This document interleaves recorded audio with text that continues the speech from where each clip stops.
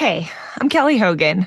If you've been here before, then you know I am like die-hard, hardcore, passionate about the carnivore diet. Cutting out carbs, eating nutrient-dense animal products. It is the number one thing that has absolutely changed everything about my physical health, body, my life.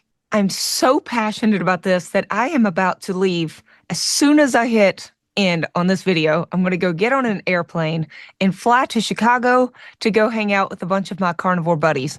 Like, passionate about carnivore. But I'm going to be incredibly honest and transparent in this video, which I really don't want to make this video. But a couple of things have completely rocked my world lately, and I hate it when that happens. I don't like my world rocked. I like it when everything makes sense, when it aligns with my own experiences, when it validates my own choices, because that feels really good. It is so fun when somebody finally tries carnivore and they get the same amazing results that I did.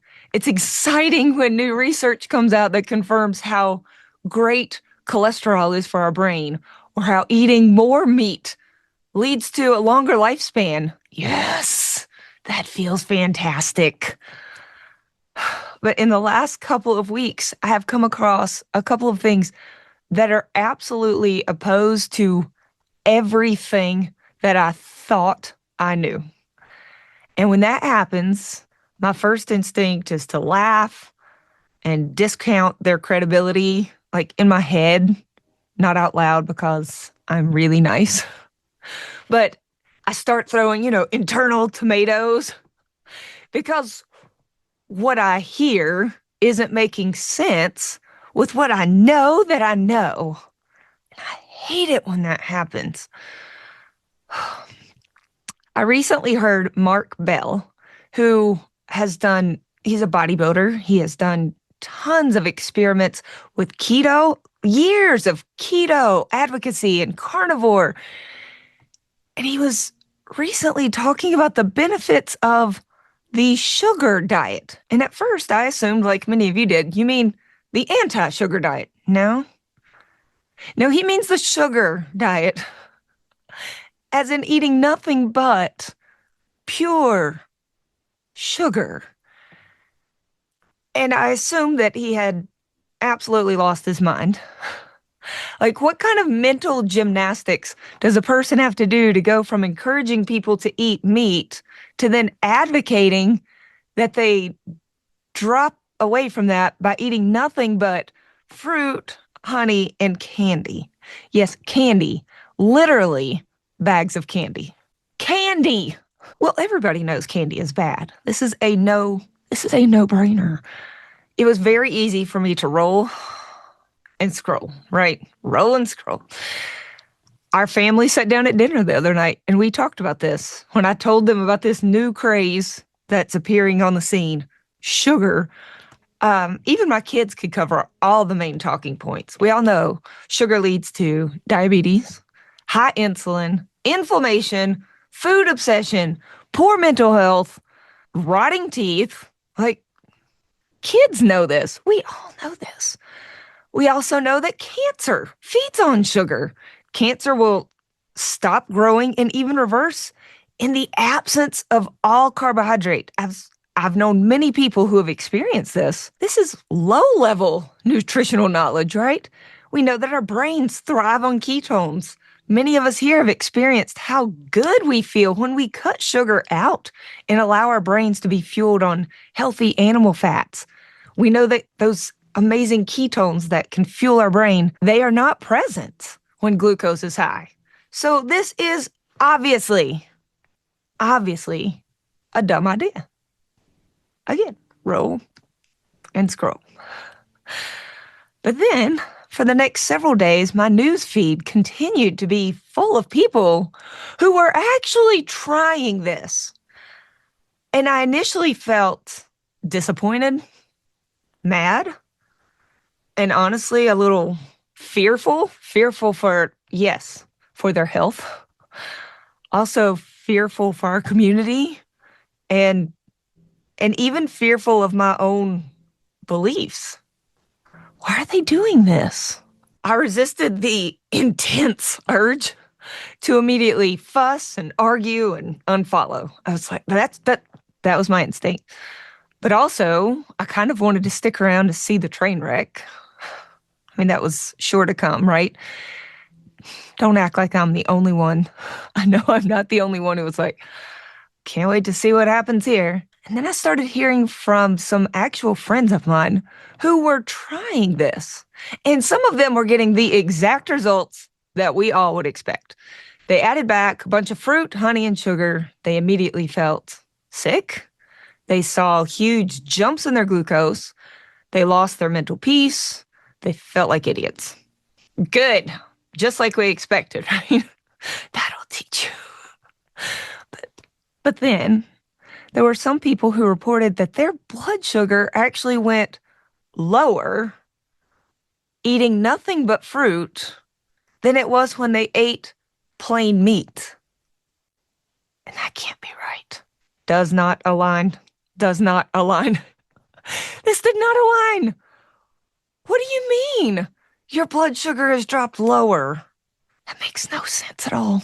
Some people even said that the scale was going down after they had been stalled for months while avoiding all sugar. What? So I decided to dig a little deeper to try to figure out at least what are the mechanics for how that could be possible. How?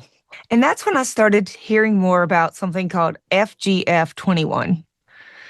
FGF21 has been known about for years that when excessive calories come into the body in the absence of all protein, FGF21 will upregulate and can lead to an intense increase in metabolic rate that can actually cause people to lose weight while they are in a calorie surplus, which I know the definition of a calorie surplus is that you're gaining weight. But in other words, they're eating far more than they were eating while they were maintaining weight or even while they were slowly losing weight. They increase their calories by a lot. But as long as they leave out all protein, they are able to eat huge amounts of carbohydrate and still lose weight. Well, that immediately got my attention because I have noticed something very similar with myself. When I cut out all protein for a short period of time, obviously we're not talking about many days or weeks or months, but for a day or two, and I eat 3,000 to 4,000 calories, more than my normal maintenance, of pure fat, nothing but fat, mostly in the form of just pure white fat trimmed off of steaks, pure heavy cream, a few egg yolks, nothing but fat, massive amounts of nothing but fat. I drop weight like crazy. I've talked about it here before. I call it fat fasting. I'm not the first one to try it, but I think I've experimented with it, well, more than anyone else that I know. And I couldn't explain why it worked. I just knew that it was working for me, that I was keeping my muscle, dropping body fat, feeling really good. But why? So when I heard about this FGF21 thing, it was kind of exciting because it gave a possible explanation for what I was personally experiencing. So then I listened to some more in-depth videos explaining about how the liver will immediately react very differently when given excessive amounts of pure sugar in the absence of all fat and protein. And I was experimenting with excessive amounts of pure fat in the absence of all carbohydrate and protein. Well, like many of you, I have listened to all of the high protein advocates. I've watched a lot of Dr. Gabrielle Lyon. I've looked at a lot of studies that show that when people increase their protein intake, even though they're also having more calories, that they can also lose body fat. So all of what this just left me like, maybe I know nothing. That's what I felt like. Do I know nothing? So I'm going to link to some of the more detailed, in-depth videos explaining some of the parts that I cannot put into plain English about this FGF21 thing. Please feel free to dig in. But about the same time that I was learning and listening to all this FGF21 stuff, Dr. Robert Sivas put out some videos about a topic called insulin suppression. This is basically a theory of his. He's looked into it quite a bit. He explains what he thinks is happening. I'll link to a couple of these videos below, but let's backtrack for a second. Dr. Sivas has always talked about the benefits of cutting out carbs so that we can lower our insulin to reverse insulin resistance. It's a topic that I've covered here many times. It's one of the main reasons that I absolutely adore Dr. Ben Bikman, because we all know that we don't want our insulin to stay elevated from constantly giving it glucose. We give it glucose to put out those fires of glucose. We have to put out lots more water, the insulin, okay? In this analogy I've talked about with the excessive fires from glucose, then we're having to send in more and more firemen to put it out with all of this insulin. And as we continue putting out all this water, insulin, our organs stop responding to all of this insulin because it's just this constant signaling. And that's when we become insulin resistant. That's when organs and bodily systems stop responding. We end up with high blood pressure, excessive belly fat, sexual dysfunction, and eventually dementia. We all know insulin resistance, that's bad. So many of us have been working hard to get our insulin to just stop sending that constant signal to our body. And we do that with 5 primary strategies. We avoid the foods that are going to light these fires in the first place. We keep out the sugar and carbs and processed foods so that we're spraying less insulin into our bodies. And we replace that with fatty meat because fat has the least impact on glucose. Fatty meat will give us the fat and the protein that we need without causing insulin to constantly spray. Good. The other 3 things that we do is we use our muscles by moving our bodies because muscles gobble up glucose. We get sleep because we do become insulin resistant when we are sleep deprived. And we manage stress because stress will cause a cortisol response that when it's a constant response, it keeps insulin having to come in higher amounts. It takes more insulin to put out the same glucose fire when our body is in a stressed state. And yes, if every single human on earth did those 5 things, I have zero doubt, I mean zero doubt, that the world would be far healthier. We would be healthier and slimmer, no question. I have seen this at work in my own life. I've seen it at work every single month in the hundreds of people that I work with. Now thousands. I've been running these groups for 4 full years. Every single month sells out. Every single month full of people who are experiencing exactly what Dr. Bikman talks about. When we do these 5 things, our insulin does come down, health improves. And I'm guessing that most, if not every single one of you watching now, knows all of that to be true. But Dr. Sivas has also talked about something that he has started to notice over the last couple of years with long-time carnivores. And every time he talks about it, I get a little defensive because I am a long-time carnivore. And frankly, I don't know all that many long-time carnivores. There are quite a few now that have hit, say, the 7-year mark. But when we talk about 15-year or more carnivores, I mean, it's a fairly short list. But when I put aside my defensiveness and listened to him, this is what he was saying. When someone goes years without any carbohydrate intake outside of, say, eggs, their insulin continues to go lower and lower and lower and lower.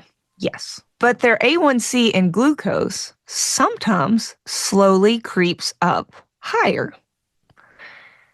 And while I wanted to argue with that at the time, I have actually seen that happen before. Now, sometimes A1C will go up just a little bit because, and it's not a bad thing, it's because our red blood cells are living longer. They are healthier. So like in vegans or people who practice anorexia or bulimia, sometimes their A1C will drop dramatically, but it's not a great thing. It's partly because their red blood cells are becoming so unhealthy that they die off quickly, and that translates onto an A1C test as low A1C. So when we do start feeding ourselves beautifully and we're getting healthier, our red blood cells do live longer. And it does tend to cause a slight increase on A1C tests. And that's not bad.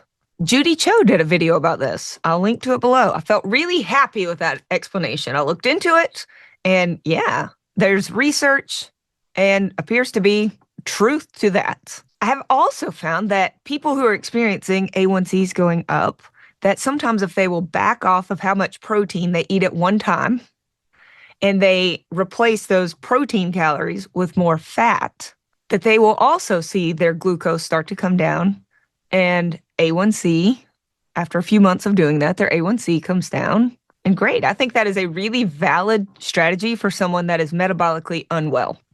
So they can't yet handle the same amount of protein that someone who is very healthy and very muscular and lifting tons of weights, somebody like Dr. Chafee.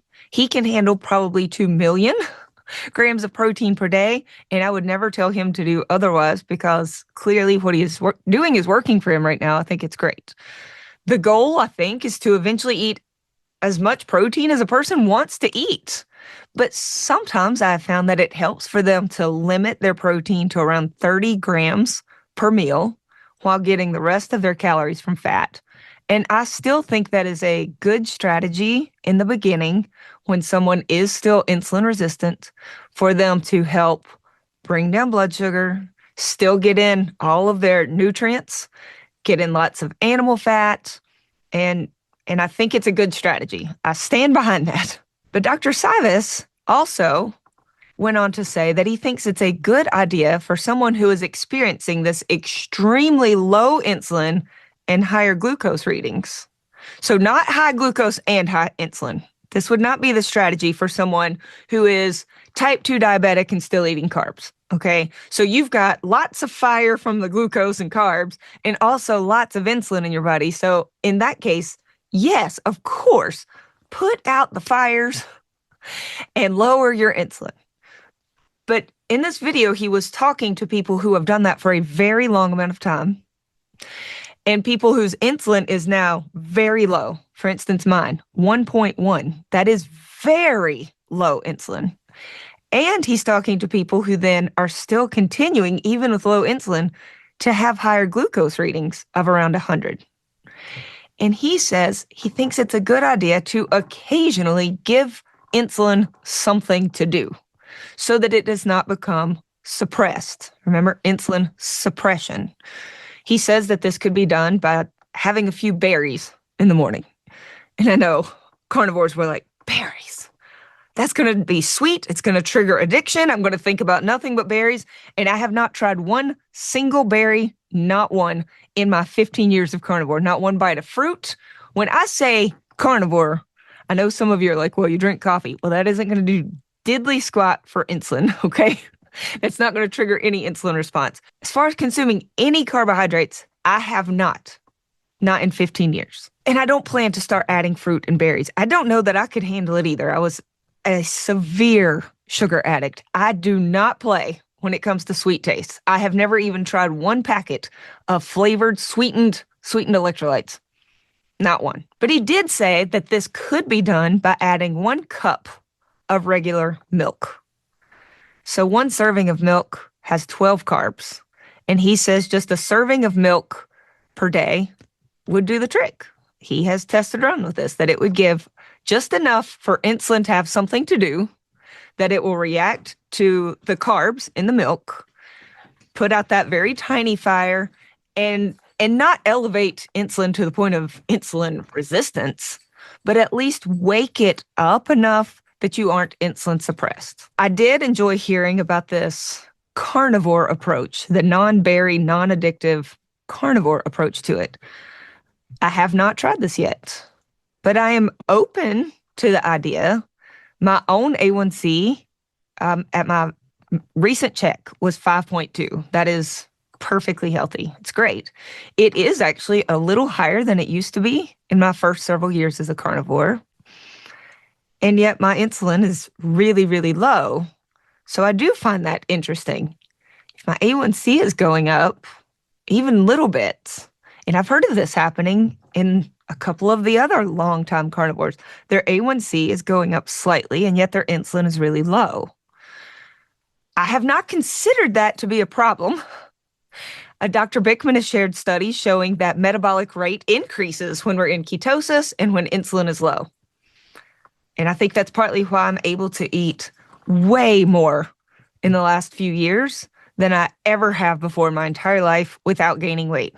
Cool. That's actually a lifelong dream of mine. That was the goal.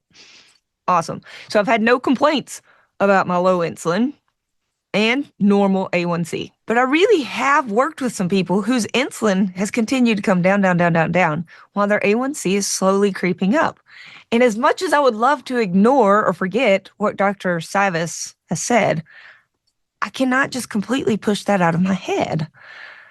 I have recently gone as far as purchasing a small container of whole milk just to see what would happen if I gave myself a very small amount of hopefully not addictive carbs.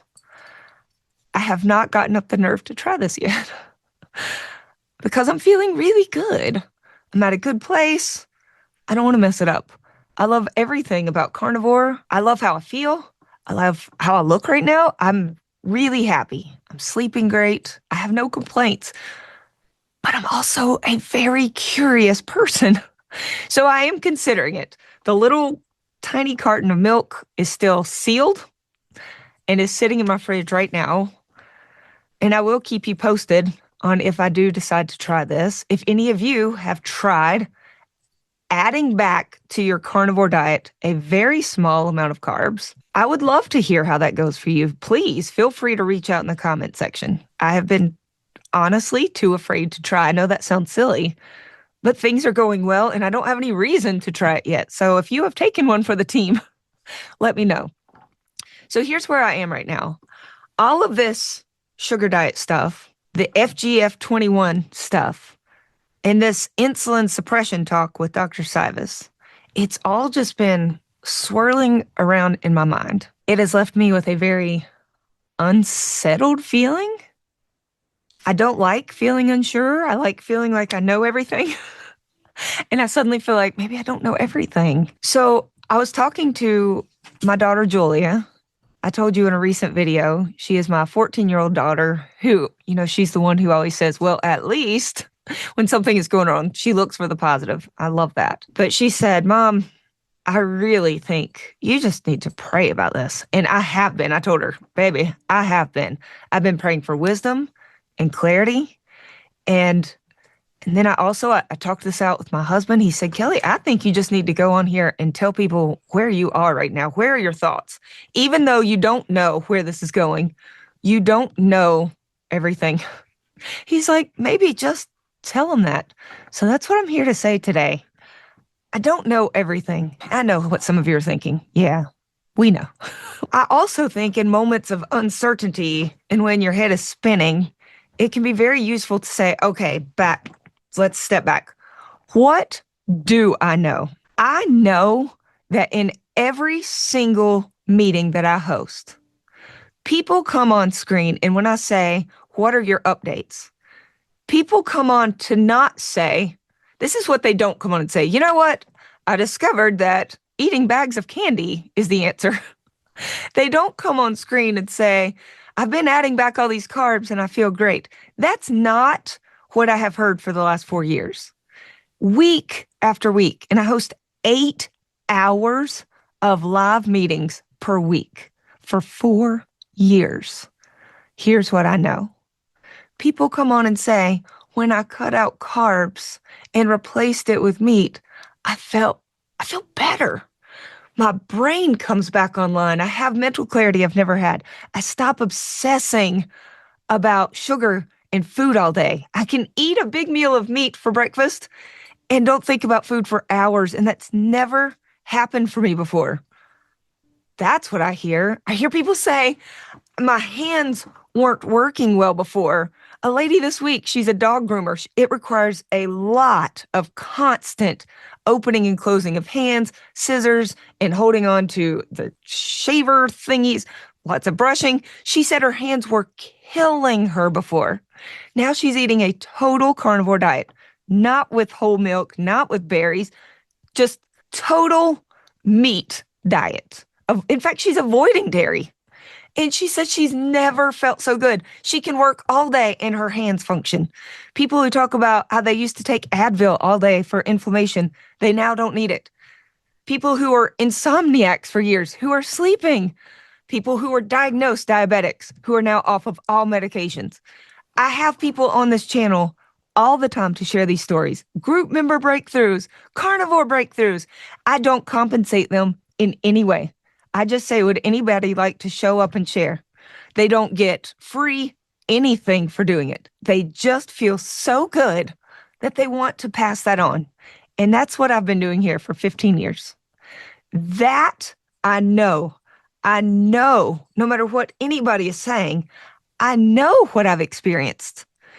And I know hundreds, now thousands of people who have said the same thing. In YouTube comments, on Instagram comments, in meetings. That's what I know. I know that my own grandmother, I know because I watched her my entire childhood and growing up years. I watched my mom's mom avoid fat like the plague. Fat-free, everything that was made fat-free. I can't believe it's not butter, margarine, fat-free mayonnaise, fat-free salad dressings, everything in her fridge, fat-free. And she had a voracious sweet tooth. She ate so much candy. She would go to the grocery store and she would check out and it would just be lined up with bags of candy. She was very thin. She really was. That was her big fear. She was very fat phobic. She did not want to ever gain weight. And she didn't. She stayed very, very thin until she died. Also, and she drank a lot of Mountain Dew. That was her drink of choice. She lost the ability to speak, to walk.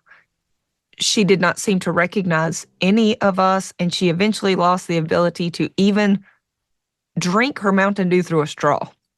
She had to be coaxed on how to swallow, and then she died at age 86, completely unable to do anything for herself, including speak. So I know that avoiding fat is not a great idea. I mean, that's what I've seen in my own self. I tried the fat-free thing. I grew up in the 80s. I was born in 79, but I grew up in the 80s and early 90s where we just knew eating fat would make you fat. And now these days, I'm eating 300 to 350 grams of fat per day. And I feel so good, and I'm not getting fat. So I keep trying to go back to, okay, what have I actually seen? What have I experienced? What have I seen in other people? And then I'm also at this point trying to keep an open mind to hear what other people are experiencing without discounting what I have also lived. So all of that is making me truly rethink, what is my job as a coach or a teacher in my groups and even on this channel? My job is not to come here and only push my agenda and push what has worked for me. I think my job is to share my own experiences, my own truths, what has honestly been the ticket for me, and to allow other people to share their experience as well. I think my job is to also keep my ears open, to learn, and to bring to you what I am learning. And then as people are curious and experiment, part of being a coach is to say, okay, let me talk you through why this could be happening, why you're experiencing it, to share what I have learned for myself. And through all of the things, I try to really listen and learn and stay up on what people are talking about, and then try to dig deeper into the science of how is that possible? Why would that work at all? And then to help people track their own body's responses, whether that's through a journal or through some of my tracking sheets that my group members use for those that are ready to do that, either digital tracking sheets or printable tracking sheets to help them take note of, okay, well, how did that affect not just the scale, but my body fat, my muscle mass? How did that affect my bowel movements and my sleep, my mood and my energy? All of it is part of health. And I don't believe that all of the health benefits, the people being able to walk and use their hands better and getting mental clarity, all of these health benefits would have come from just eating nothing but either watermelon all day or bags of candy all day. And I know I know that not everybody doing this sugar diet thing is just eating bags of candy. Some of them are doing it completely with fruit. And maybe that is working for people. I do want to learn what is working for actual people. I want to understand why. And if that same FGF21 response that comes from eating nothing but pure fruit, honey, and candy and sugar can be achieved in a healthier way through maybe temporarily cutting out protein to achieve that FGF response, but through nutrient-dense fats, through animal fats, okay, well, that's cool. That could be a temporary tool. It's one that, like I say, fat fasting. I've had group members utilizing that tool for a couple of years now. So by learning about this crazy sounding sugar diet thing, it has taught me something about why this somewhat crazy sounding fat fasting thing might work, and that it could be an option for people who don't want to bring back sugar because of the addictions that they had or because of the inflammation that it immediately brings back. So that's where I am. You may have more questions at the end of this video than you did at the beginning. And most of my videos are just, hey, eat meat, save humans, focus on the 5 pillars of health.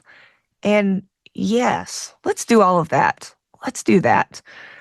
But I want you to know that I am out here still trying to learn, that I don't want to just be an echo chamber for meat good, plant bad. That I want to say that when it actually aligns with what I experience, with what I learn, and with what I see in real people. So right now, that's where I am. Thank you for showing up and listening today. I personally am going to continue doing what has worked for me. As tempting as it is to go, oh, I want to try every experiment that comes along, I also don't want to risk what I have already gained at this point. And I'm really thankful and happy for every single bit of healing and health that has come from eating nothing but animal products. And more than I want to just push carnivore, though, I want to push health and longevity, true health and longevity, while feeling amazing with the years that I have on this earth. Okay. Thanks for tuning in. I'll see you next Saturday. Bye.